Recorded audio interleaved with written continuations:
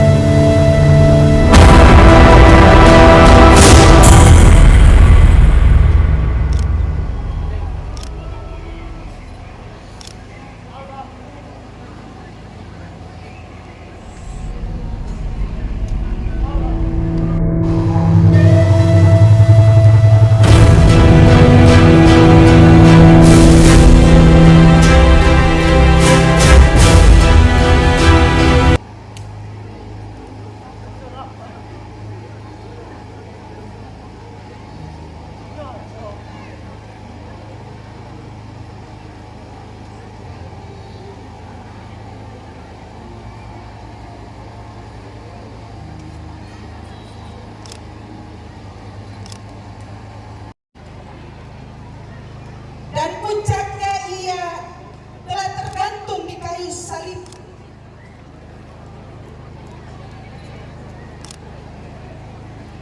Penyaliban Yesus di masa lalu adalah penghukuman bagi seorang penjahat yang melakukan kejahatan yang besar. Tetapi ternyata Yesus tidak melakukan hal yang salah. Dalam pengadilan agama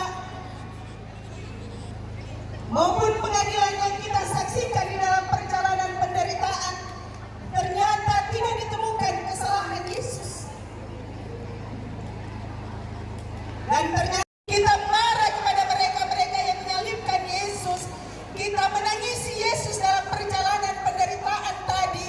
Kita meneteskan air mata, bahkan anak-anak kecil pun menangis karena sedih melihat penyiksaan yang dialami Yesus.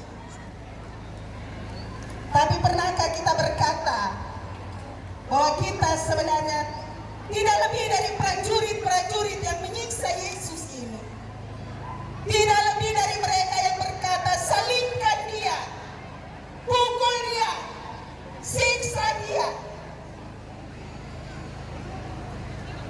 Hari ini kita tidak sekedar berjalan di dalam jejak-jejak penderitaan Yesus dan kita tidak sekedar merasa. Maka sekali lagi mari kita bertanya kepada diri kita sendiri. Kalau Yesus sudah melakukan untuk kita, apa yang harus Bapak Ibu Saudara